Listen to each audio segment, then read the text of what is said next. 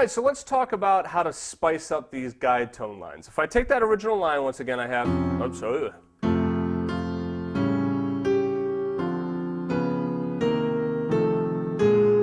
take a listen to this line that I've created instead now.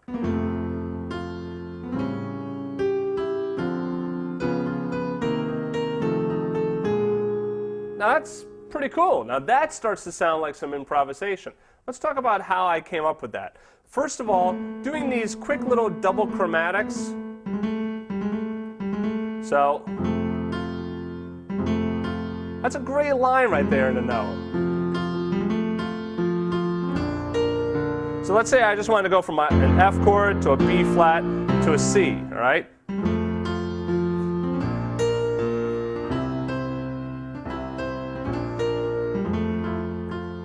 Okay, so you see that double chromatic up to the third or double chromatic down to the third.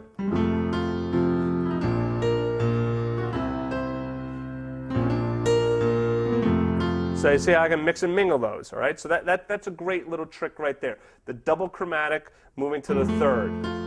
Okay, so in this case I was doing it from above. And here I did it from below on the A7. Okay. Now here's still my seventh for the A7, but I did this little approach into that D minor, okay?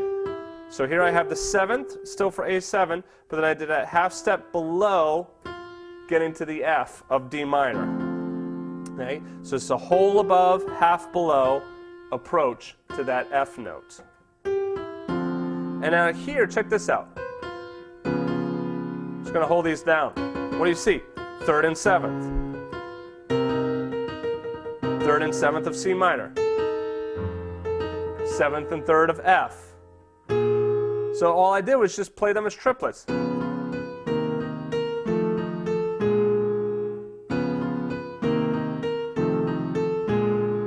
It's a pretty cool sound, and all I'm using is my thirds and sevenths. What if I were to do that on these other chords?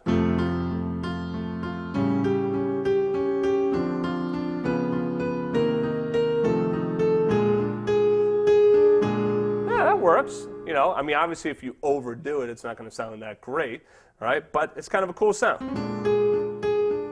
There's another thing. Do that double chromatic to the third, and then go back to the seventh.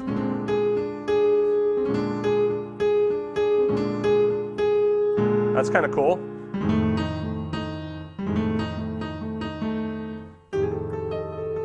You can also roll it.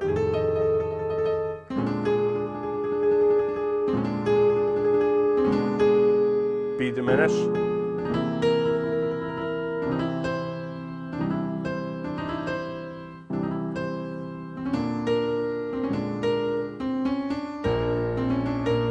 There's that double chromatic to the third and then up to the root. Okay, so try fleshing out some of these other guide tone lines. You know, go back to that progression. You know, to figure out some other stuff, like, you know, that G minor to F over A, B flat, B diminished, C7 sus. Try the guide tones there.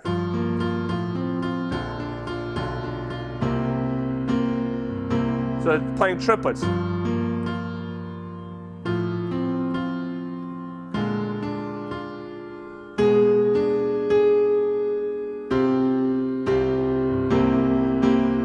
know, try putting in some of those chromatics.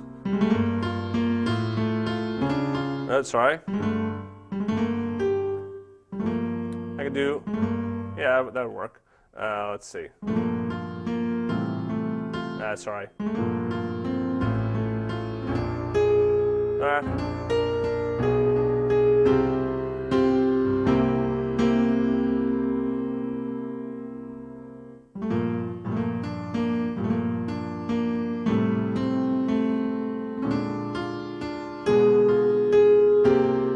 That's kind of cool. Here it's kind of a double chromatic, but I didn't like going on the A flat, so instead I'm going from the G. And then here, instead of going to the seventh, I'm going to the fifth. And then here the A to C, the third to the fifth. change that to a B flat 7. I could keep it as B flat, and then third up to the fifth, or third and seventh of B diminished. So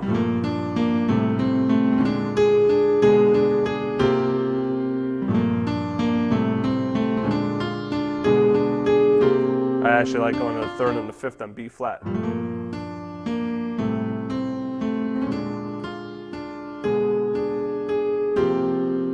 So that line is being created by thinking about these different guide tones, all right? So I'm thinking, like, I can say chord tones, guide tones, you know, it starts to all kind of blend together. But I'm using this terminology because it might help some of you to think about it differently.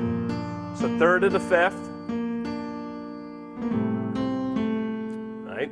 Remember, this is F over A, so this is third to the fifth again. Third to the fifth of B flat, and then third to the seventh, okay? Okay? So try messing around with those guide tones. Remember again, if you're dealing with seventh chords, it's the third and the seventh for that guide tone. But you can loosen up with that. You know, this isn't a college class where it's like if you play the third and the fifth, that's not the true guide tone. No, of course you can play the third and the fifth, all right?